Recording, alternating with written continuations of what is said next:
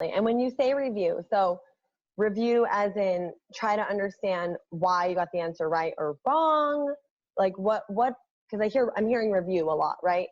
What is quality review?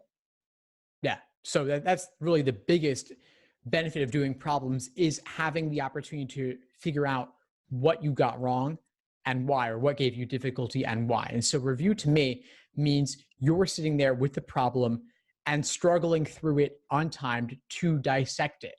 Meaning, let's say for logical reasoning, you look at the stimulus. Was it something in the stimulus that tripped you up? Was it complex language? Was it the word unless? Was it lots of conditionals?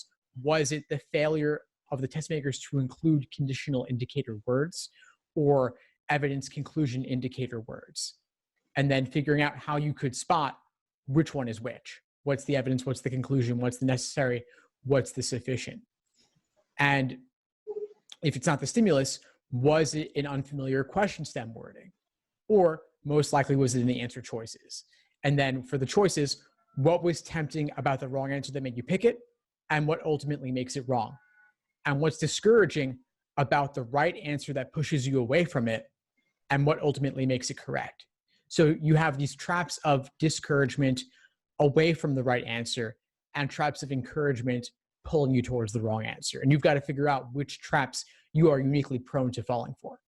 Thanks for tuning into the show. Please subscribe if you haven't done so already to be notified of new episodes as I release them.